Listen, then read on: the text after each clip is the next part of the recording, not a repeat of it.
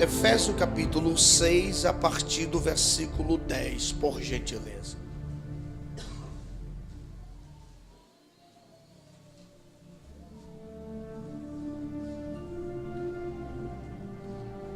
No demais, irmãos meus, fortalecei-vos no Senhor e na força do seu poder. Revesti-vos de toda a armadura de Deus, para que possais estar firme contra as astutas ciladas do diabo. Porque não temos que lutar contra a carne e o sangue, mas sim contra os principados, contra as potestades, contra os príncipes das trevas desse século, contra as hortes espirituais da maldade nos lugares celestiais. Portanto, tomai toda a armadura de Deus, para que possais resistir no dia mau e, havendo feito tudo, ficar firmes. Estais, pois, firmes, tendo cingido os vossos lombos com a verdade, e vestida a couraça da justiça, e calçando os pés na preparação do evangelho da paz, tomando sobretudo o escudo da fé, com o qual podereis apagar todos os dardos inflamados do maligno.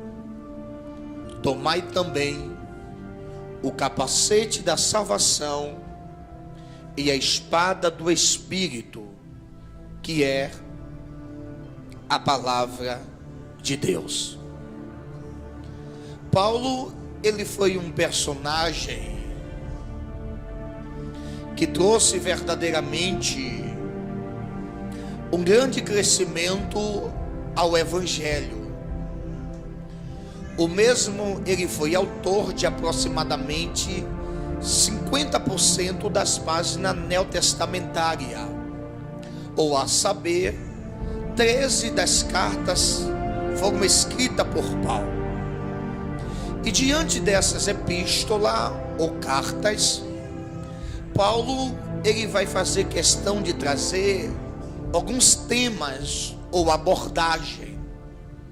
E uma das abordagens que Paulo começa a trazer é sobre a doutrina cristã, a maneira de se comportar, a maneira de se relacionar e a maneira de caminhar-se diante dos parâmetros da santidade.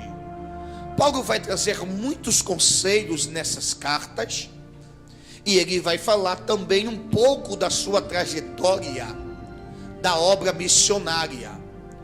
E, diante de algumas cartas, ele vai defender o seu apostolado, que era muito questionado por muitas pessoas, se verdadeiramente ele era um apóstolo e se Deus chamou verdadeiramente Paulo para pregar o Evangelho.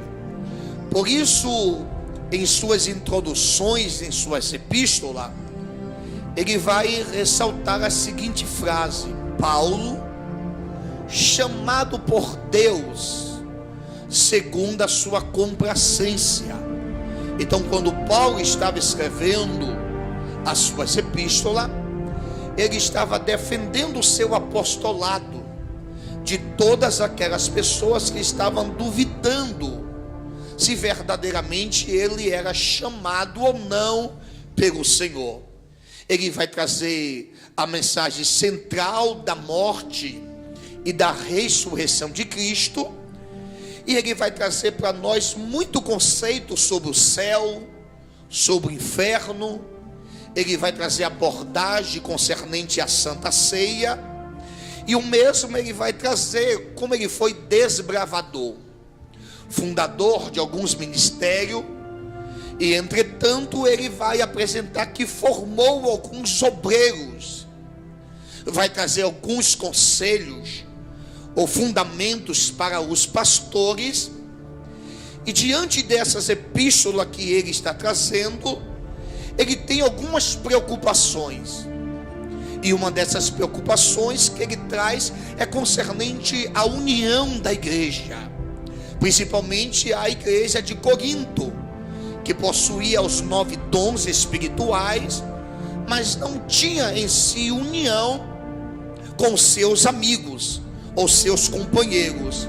Ele fala entre si para a região da Galácia, para que eles tomassem cuidado com os pseudos mestres, ou com os falsos profetas, que existia intrinsecamente dentro das congregações, e trazendo ensinamentos que verdadeiramente não estava condizente com aquilo que Cristo falou, ao ponto de ele dizer: se alguma pessoa falar aquilo que verdadeiramente não está escrito, ele seja anátema ou amaldiçoado. Só que Paulo, diante de todas essas epístolas que ele vai escrever, ele está, obviamente, quando ele escreve para a igreja de Éfeso, ele está preso. E quando ele está preso, ele escreve não só a carta para os Efésios, mas ele escreve aproximadamente 4 epístolas. E essas 4 epístolas é dominado como as epístolas das prisões. As epístolas Colossenses, Filemon, Filipenses e Éfeso. É quando ele está preso em Roma. Só que essa primeira prisão que Paulo está levando, ele tinha algumas regalias. Nesse momento, algumas pessoas poderiam visitar.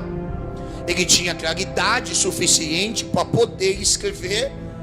E como muitas pessoas levavam o enfermo para o Paulo orar.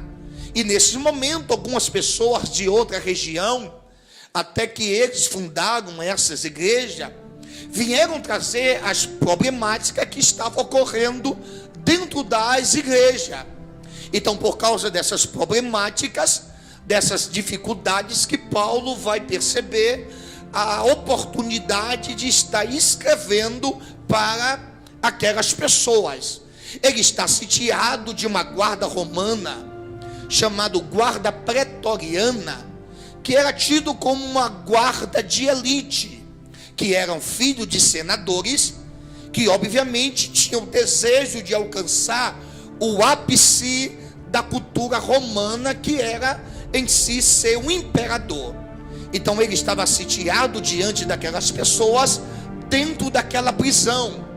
E dentro daquela prisão, obviamente, Paulo vai receber revelações inefáveis e magníficas da parte do Senhor. Só que todos nós que estamos aqui, nenhum de nós queremos ser preso, queremos ser algemado ou acorrentado.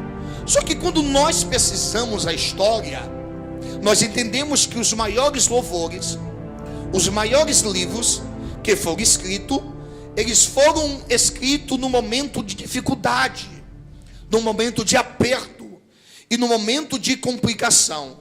Por exemplo, John Burnett, ele tinha aproximadamente 16 anos quando a sua mãe morreu, e logo depois de um mês, a sua irmã também faleceu.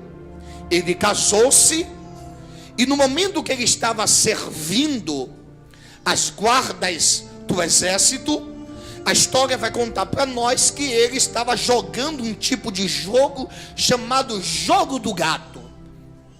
E quando ele estava diante desse vício, John Burnett conta para nós que ele ouviu uma voz vinda do céu. E essa voz vinda do céu disse para John: "Ô John, ou você abandona os seus pecados e abraça o Senhor para morar no céu, ou você abraça o pecado e vai junto com ele para o inferno." Nesse momento ele sai desesperadamente contando e falando para todo mundo que Deus, que o Senhor estava comissionando o mesmo para uma grande obra. Só que a passar do tempo ele começa a pregar, começa a evangelizar e acaba se caindo dentro de uma prisão. E na prisão, verdadeiramente, ele fica aproximadamente 12 anos. E durante esses 12 anos, foi aonde John Bourne começa a escrever muitos livros. E esses livros ultrapassaram grandes territórios, grandes fronteiras, e alcançaram muitas pessoas, não só através do seu testemunho, mas um dos maiores livros que, segundo os especialistas, diz que é o livro que conseguiu mais vender em toda a história, que é conhecido como O Peregrino. Então nós percebemos que José também, ele vai passar diante de uma prisão. Só que dentro dessa prisão, o guarda vai entregar a chave em suas mãos, para que ele venha ter autonomia de abrir e de fechar. Em outras palavras, dentro daquela prisão, José conseguiu prosperar, José conseguiu crescer. Então nós percebemos que até os apóstolos, por muitas vezes, ele foi encarcerado, e diante dos cárceres que ele estava passando, eles não retrocederam, eles não chutaram o pau da barraca, eles não desistiram, eles não se desviaram e não negaram a sua fé, mas ele estava diante da certeza que tudo aquilo que ele estava passando valia a pena, porque era tão somente por causa do nome do Senhor. Como não também nós falarmos de Paulo e Silas, que por causa do evangelho, por causa da pregação, foram lançados diante de um cárcere. E eu comecei a perceber que quando chega aproximadamente a 22 horas, dentro das prisões, as luzes são apagadas. E quando a luz são apagada, obviamente não dá para ver ninguém. Só que Paulo e Silas estão dentro de um cárcere, dentro de uma prisão. As suas mãos estão amarradas, os seus pés estão amarrados, mas a sua boca está livre. Então, obviamente, ele não está vendo quem está ao seu derredor. Alguns estão dormindo, alguns estão já deitados, outros já estão roncando. Só que agora eles percebem: prenderam as minhas mãos, amarraram os meus pés, mas os meus lábios estão livres. Então significa, se eu não adoro a Deus com as mãos, se eu não adoro a Deus com os pés, então nada pode me impedir de eu adorar a Deus, porque a minha boca está livre para eu adorar, para eu glorificar, para eu exaltar o Senhor.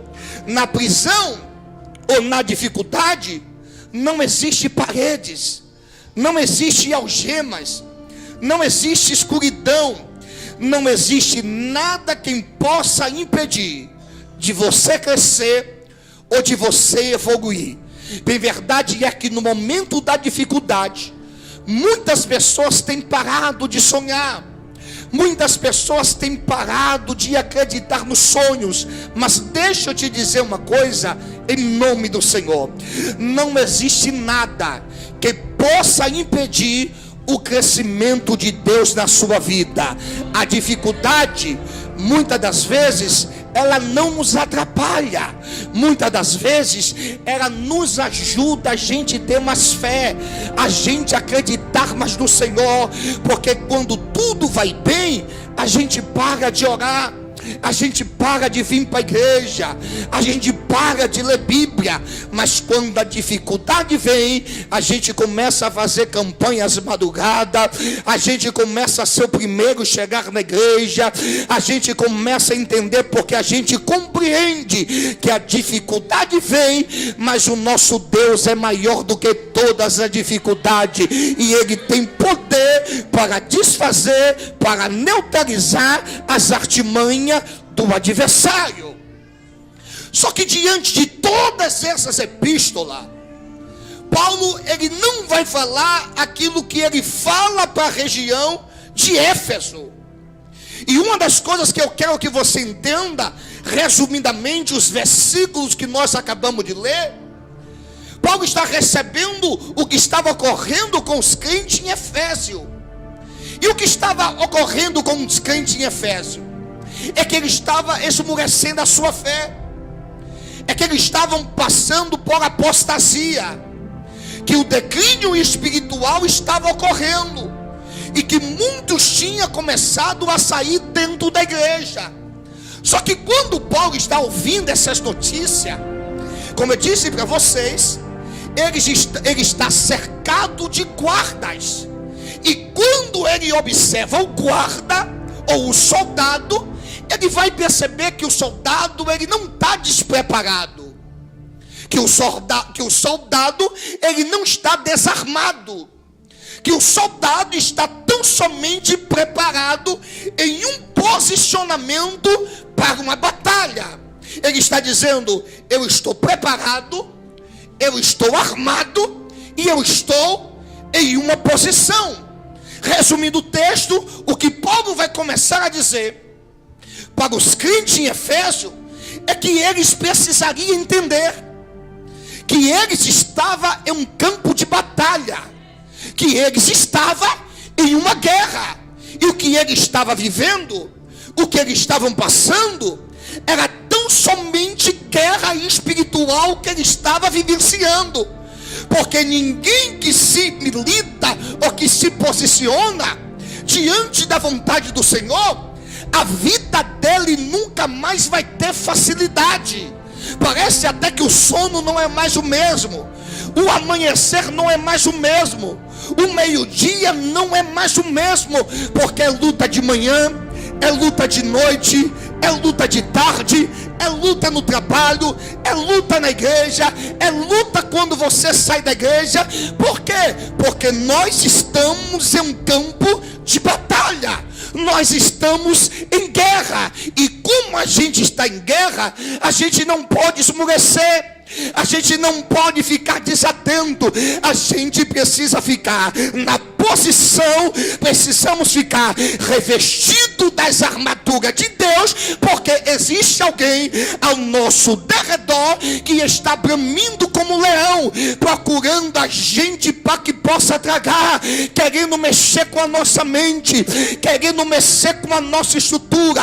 Mas quem está na posição diante da vontade do Senhor, ele está revestido com as armaduras espirituais, e a mão de Deus está sobre ele. A segunda coisa que Paulo vai fazer questão de mencionar é: portanto, amados irmãos, fortalecei-vos no Senhor e na força do seu poder. Paulo vai trazer o segredo da fonte da força. Ele está dizendo: sabe por que você está sem força? Sabe por que vocês estão cambaleando? Sabe por que vocês estão fracos na fé? É porque vocês estão buscando força no lugar errado. É porque você está buscando na fonte errada. Paulo está dizendo: ei, Deus é a fonte da sua força. Quando você estiver fraco, busca força em Deus. Quando você pensar em desistir, busca força em Deus. Quando você estiver desanimado, busca força em Deus. Ele é aquilo que você precisa, Ele é aquilo que você necessita. Pastor, estou querendo desviar. Deus é a sua força, Deus é a sua força, e Ele também é a sua fortaleza. Então, todas as vezes que você estiver triste, estiver desanimado, você vai começar a entender: eu não vou bater na porta de profeta, eu não vou ligar para fulano de tal, porque a fonte inesgotável está dentro da minha casa.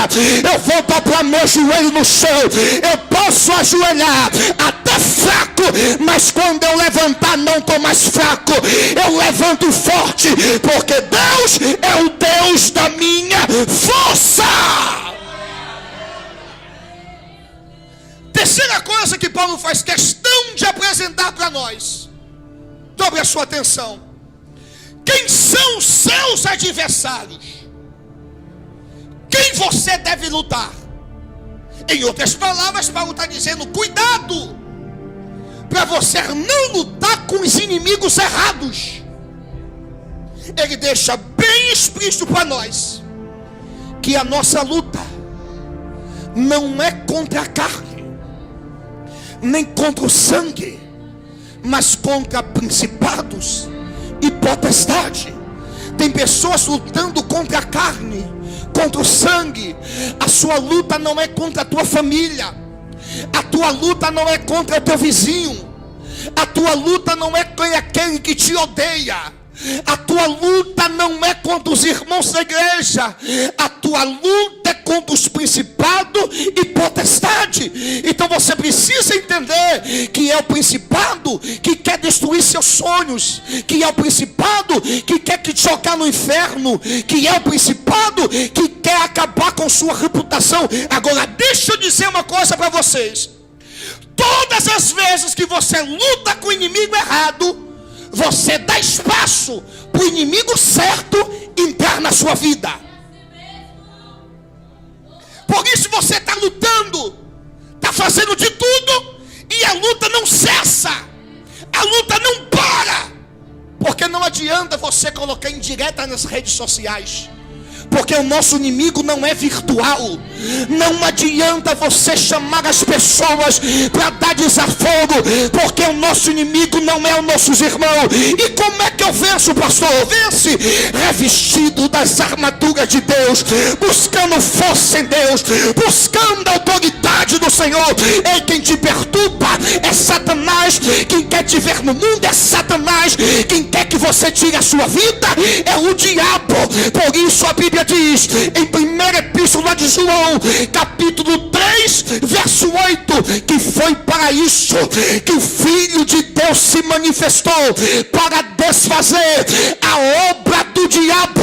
E toda a obra do diabo, oh glória, preparado contra a tua vida, contra a tua casa, contra os teus projetos, o Senhor vai jogar por terra para a glória do nome dele.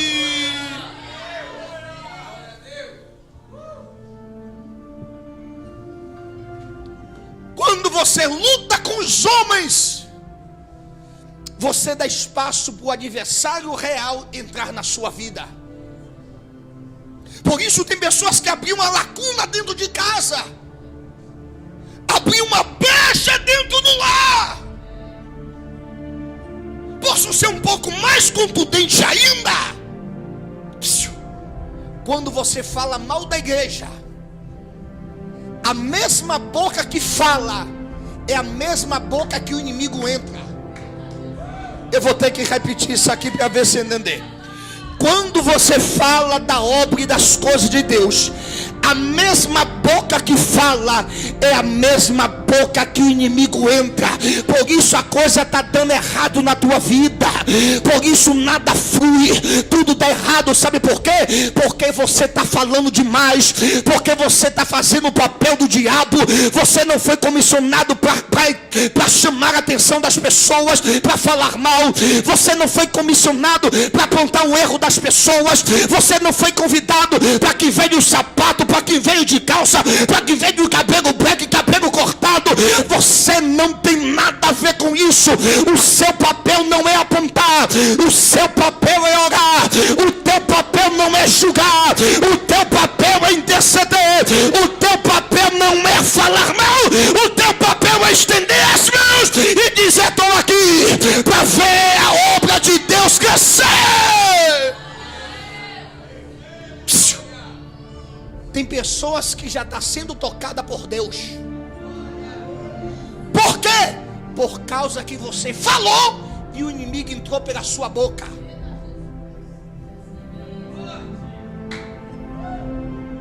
Entenda por que algumas coisas estão dando errado na sua vida. Pelo aquilo que você falou, pelo aquilo que você apontou. Então você precisa entender que precisa estar com os lábios fechados. Você já viu soldado de uma batalha falar demais? Você já viu soldado de uma guerra falar demais? Ele precisa ficar calado, vigilante. Ele precisa ficar esperto. Ele precisa ficar entendido. Ele precisa ficar bem apercebido. Ele precisa ter discernimento espiritual. Então escute isso aqui, por favor. Se não for para edificar, é melhor você ficar calado. Se não for para ajudar, é melhor você ficar calado. Se não for para trazer prosperidade, é melhor você calar seus lábios. Só que ele faz questão de apresentar para nós alguma dessas armaduras espirituais. E eu gostaria que você dobrasse a sua atenção agora. A coisa que você precisa entender: que nós estamos em um campo de batalha, que nós estamos em guerra. Diga para 3 irmãos agora, diga: estamos em guerra. Estamos em guerra. Estamos em batalhas. Estamos em peleja. É na saúde, é na mente, é em todos os âmbitos. Aí Paulo agora vai trazer para nós os segredos das armaduras de Deus. Soldado que não está armado, ele vai tombar. Soldado que não está revestido, ele vai cair. Soldado que não tiver todos com as armaduras de Deus, desculpa a minha expressão, ele não vai ficar vivo. Ele não vai permanecer. Ele vai se afastar. Ele apenas vai fazer um período na igreja, mas por causa que ele não está preparado, revestido, o inimigo vai conseguir pegar a vida dele. Jeová está dizendo: mas hoje eu quero te revestir com todas as minhas armaduras espirituais. Se o inimigo achou que ia te derrubar, se ele achou que ia fazer você retroceder, ele perdeu mais uma vez, porque Jeová está levantando soldados revestidos de autoridade, de poder, para marchar nessa terra.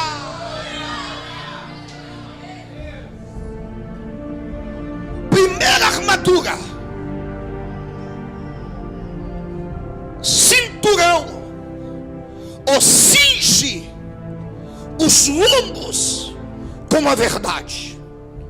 O cinturão, como todas as partes das armaduras, são extremamente importantes. Ela tem algumas funções. E uma dessas funções que o cinturão tem é segurar a espada. Por isso, quando Jesus está lá no Getsemane, chegam os soldados para prender, a Bíblia diz que Pedro tirou a espada da bainha. Para nós é conhecido como bainha, mas era tido como um cinturão, que eles conseguiram prender a espada. Então ele estava dizendo: eu estou em uma batalha e a espada tem que estar do meu lado. Eu não posso deixar minha espada em casa. A espada tem que andar comigo, porque eu estou na guerra, eu estou na peleja. Agora imagine, no dia que o adversário vir contra você, você dizer: inimigo, pera aí, que eu esqueci minha espada em casa. Eu vou em casa e depois eu volto para a gente pelejar. Nisso aí, o inimigo já te destruiu. O inimigo já te abateu. O inimigo já acabou com você. Lembra em Atos 12, quando mesmo Pedro estava preso, e as irmãs estavam fazendo contínua oração por ele? A Bíblia diz que Deus envia o anjo, clareia aquele ambiente, quebra as algemas e desperta Pedro.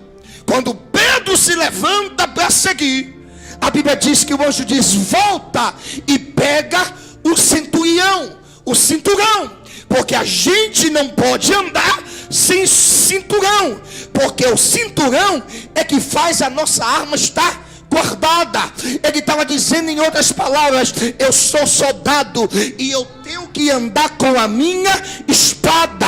Eu estou em uma batalha e qualquer momento, quando o inimigo vir, eu assusta e corta a cabeça do adversário. Só que o salmista, olha para cá, o salmista é mais profundo, irmão. Ele diz: não, eu não vou guardar minha espada no cinturão, eu não vou guardar minha espada na bainha, eu vou guardar a espada dentro do meu coração, porque dentro do meu coração eu não vivo sem ela, eu não vivo. Então isso aqui fala-se de estrutura também. Por que fala-se de estrutura? Porque o cinto, ele prendia tanto a parte de cima como a parte de baixo. Então, obviamente, se eles não tivessem esse tipo de cinto ou cinturão, ele não tinha espada do seu lado, e que ele corresse na guerra, na peleja, a sua calça poderia cair. Então ele está dizendo aqui: em uma peleja você precisa ter estrutura, porque vai ser luta de cima, luta do meio, luta de baixo, e só suporta e só fica de pé quem tem estrutura.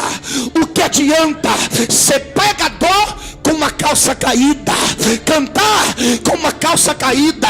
Ele está dizendo: meu filho, amarra bem a calça, porque a caminhada é longe, a caminhada é longínqua.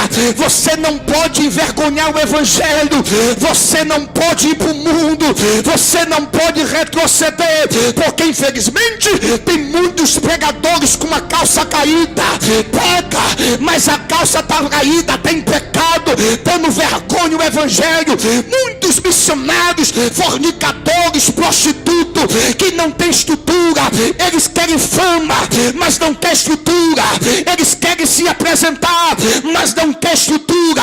Por isso Jeová está dizendo: não se preocupe com posição, se preocupe em ter estrutura, se preocupe em ficar firme e se preocupe em permanecer.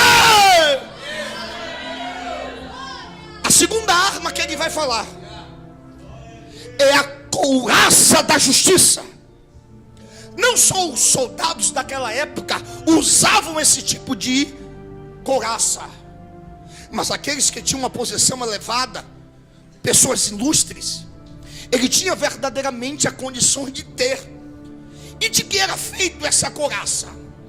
Feito de couro, de linho ou de feltro. E bem verdade é que a couraça dos líderes era diferente. Enquanto dos soldados eram de couro, os dos líderes eram de bronze. E qual era a questão da couraça?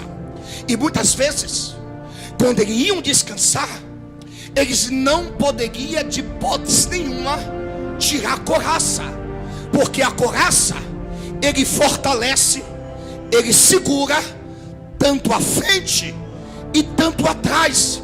Qual é a maior preocupação da defesa da couraça?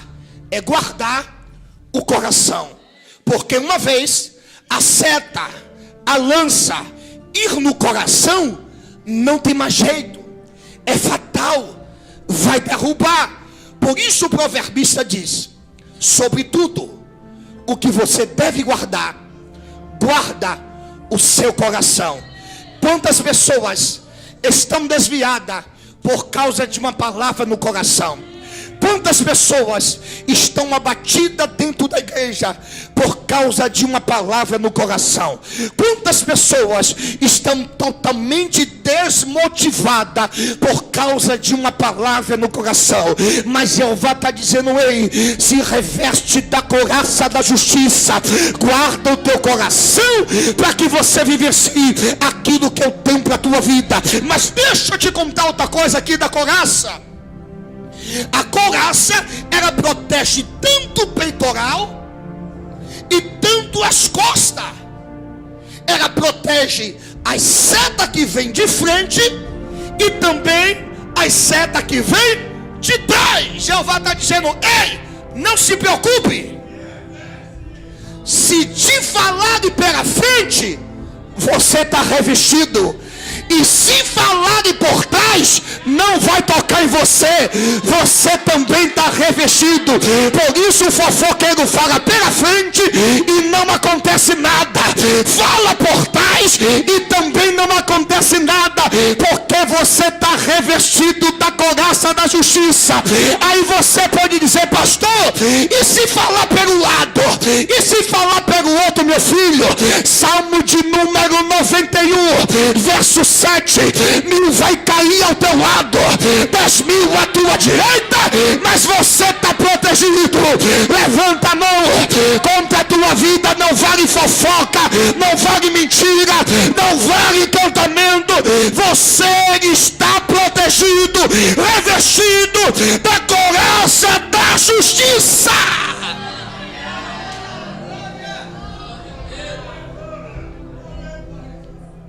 Terceira armadura que ele vai dizer: calce os pés com o evangelho da paz. A caminhada é longa. Ei, psiu. A caminhada é longa. Só tem um entendendo ali. A caminhada é longa. Meu Deus do céu. Você não tem noção o quão você vai andar por causa do amor de Jesus. Eu sei que tem pessoas aqui na igreja que tem vergonha de pregar, que tem vergonha de cantar, que é só misericórdia, dá dor de barriga, passa mal, não dorme direito. Mas Jeová está dizendo: se prepara, a caminhada não vai ficar só aqui. A caminhada vai começar a invadir outra cidade, outra estrada. Mas por que eu preciso caminhar com os pés calçados? Porque no meio do caminho vai ter pedras. E muitas vezes quando nós pisamos descalço com pedra, ela machuca o nosso pé. E fica dificultoso a gente caminhar. E a nossa caminhada, ela não fica mais a mesma com o pé machucado. Aí por isso Jeová está dizendo: calça os pés, para que você não tropece com o pé em pedra. Calça os pés, porque se o inimigo colocou algum espinho, colocou alguma pedra para tentar parar a caminhada que Deus tem na tua vida, os teus pés está calçado, os teus pés está revestido. Diga para 3 pessoas: se prepara, você vai trabalhar muito para Jeová. Oh glória, oh glória. Isso significa obra missionária. Isso significa trabalhar para Jesus. Isso significa ir nas vielas, ir lá nas aldeias, ir lá nos buracos. Jeová está dizendo: ei, eu estou levantando pessoas para pregoar, para falar, para anunciar a minha palavra lá no colégio. Você vai ser o pregador. Lá naquele trabalho, você vai ser o pregador. Lá na sua casa, naquele aniversário, não vai chamar pastor, porque as pessoas vão ter que ver a glória, a presença de Deus sobre a sua vida.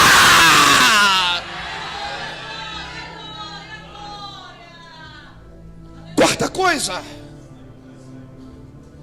escudo da fé, é o qual nós podemos apartar todos os dados inflamados do maligno. É conhecido como escudo ou também como um broquel, que é aquilo aproximadamente que defende, que bloqueia as artimanhas ou as setas do adversário. Naquele tempo de guerra existia aproximadamente dois tipos de escudo. O primeiro escudo era um escudo muito grande, que verdadeiramente as pessoas que usavam esse tipo de escudo é aqueles que iam na frente do líder, que era conhecido como escudeiro. E esse escudo, ele era de aproximadamente 1,20 m de altura, para que nenhum tipo de flecha conseguisse tocar ou atingir aquele que estava. Só que o segundo tipo de escudo era aquele escudo menor, que os flecheiros usavam significa: se ele lançar flecha de longe, nós estamos nos protegidos, e se ele lançar flecha de perto, nós também estamos protegidos. Ele estava dizendo: o inimigo é astuto, o inimigo é esperto. Muitas vezes ele peleja de longe, mas muitas vezes ele peleja de perto. A pessoa só está esperando o inimigo de longe, o inimigo distante. Aí Jeová está dizendo: ei, se ele vir de longe, você está com escudo, mas se ele vir de perto, ele vai ter que bater a cara no chão, porque de perto também tem escudo. Aí eu quero o escudo da fé. Aí significa: todas as pessoas que vão para a batalha, ele tem que levar escudo. Ninguém pode ficar sem escudo, ou tanto escudo grande ou escudo pequeno. Sabe o que ele está dizendo? Se nós unirmos a nossa fé, grandes milagres de Deus vai começar a acontecer. A questão é que um acredita, o outro duvida. A questão é que o outro quer ver o milagre, mas o outro não quer ver o milagre. A questão é que o outro quer ver as pessoas prósperas, mas o outro fica chateado porque Deus abençoou. A questão é que parece que existe uma guerra dentro da igreja, um dos contra, um dos sim. Um quer ver a igreja construída, parece que o outro: não vou dizimar, não vou ofertar, para que a igreja não construa. Mas se todos nós tivermos no mesmo foco, no mesmo objetivo, eu acredito que ainda esse ano teu casamento vai ser naquela igreja, ainda esse ano a tua família vai aceitar Jesus. Segura na mão desse irmão, por favor, olha nos olhos dele e diga: une a sua fé com a minha, meu amigo, porque assim o milagre é maior. Diga: Deus não trabalha em divisão, Deus não trabalha em separação, mas unido nós vamos mais junto, mais longe. Unido nós vamos chegar em lugares especiais dessa terra.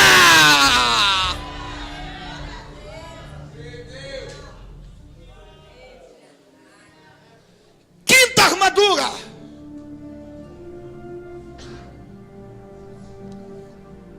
capacete da salvação.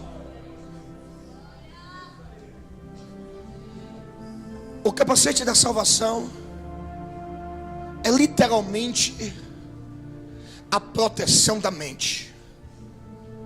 Porque o segundo ponto que o inimigo quer mais atingir, olha para cá, olha para cá. O segundo ponto que o inimigo quer mais atingir é na mente. Porque uma vez mexeu na sua mente, você para de acreditar. Uma vez mexer na sua mente, você não consegue mais ficar equilibrado. Por isso alguns especialistas dizem que a nossa maior guerra é na nossa mente. Porque o inimigo quer colocar coisas que você não é. O inimigo quer colocar dúvida em você, para que você não aceite aquilo que Deus tem para a tua vida, para aquilo que o Senhor quer realizar na sua casa. Aí o que é que acontece? Algumas interrogações: será que eu sou de Deus?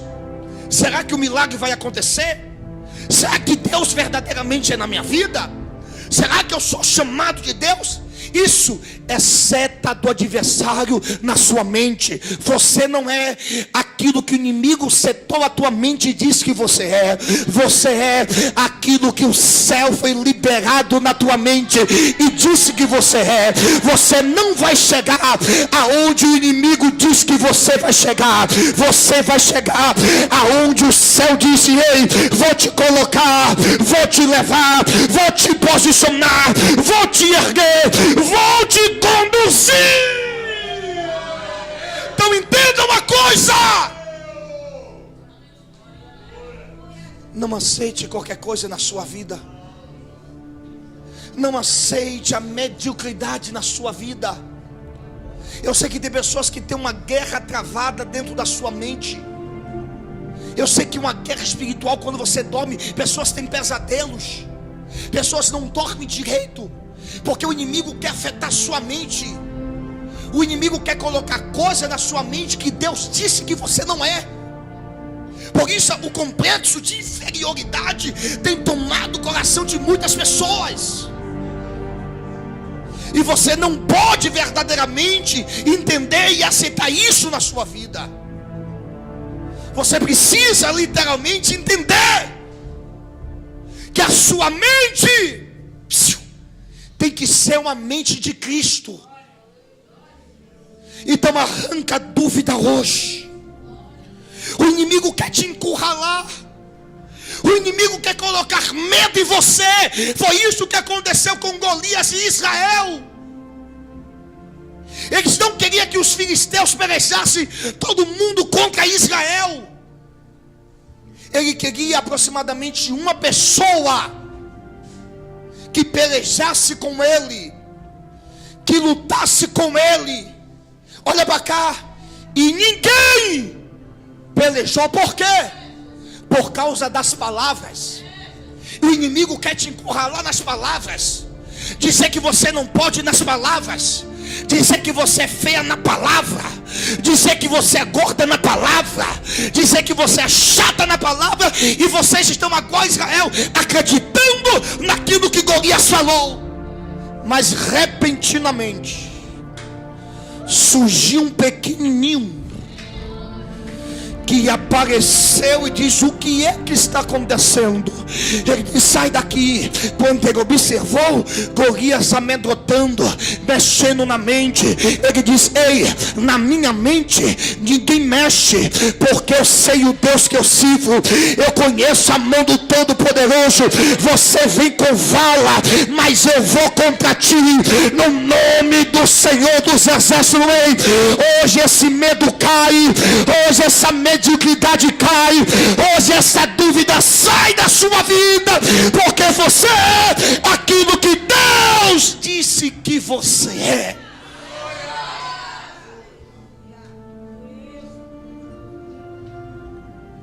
Agora compreenda uma coisa: todas essas 5 armas que eu falei são armas de defesa. Tanto o cinturão, tanto a couraça, tanto calçar os pés ou a bota, tanto o escudo da fé, tanto o capacete da salvação. Todas essas 5 armas são armas de defesa. Porque Deus está mais preocupado em você se defender, em você ficar firme. Ele está apresentando para nós a realidade do Evangelho. A realidade do Evangelho é feito de lutas, feito de pelejas. Nós estamos em uma guerra espiritual. É o demônio querer mexer na sua mente, querer te afastar, querer te perturbar, querer tirar a sua esperança, tirar você do foco, fazer com que você desanimar. Aí Deus está dizendo: mas eu te revisto com todas as armaduras espirituais, porque ele vem por um caminho, mas por 7 caminhos ele vai ter que voltar, porque a Igreja Batista Missionária de Cristo está revestido de todas as armaduras de Deus. Olha para cá, você não vai desviar, você não vai desistir, você não vai voltar mais para o mundo. Eu sei que a luta está grande, a luta está travada, mas eu vou estar dizendo: eu te revisto com todas as minhas armaduras espirituais. Agora, por que são 5 armaduras de defesa e apenas uma armadura de ataque, ou uma arma de ataque?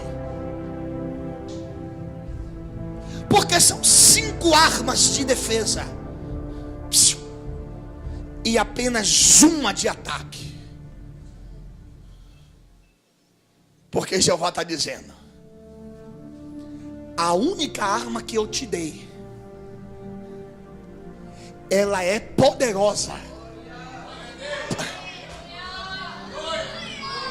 a única arma que está nas tuas mãos, ela é poderosa para destruir, ela é poderosa para desfazer, ela é poderosa para aniquilar. Cadê? Quem está com a arma aí na mão?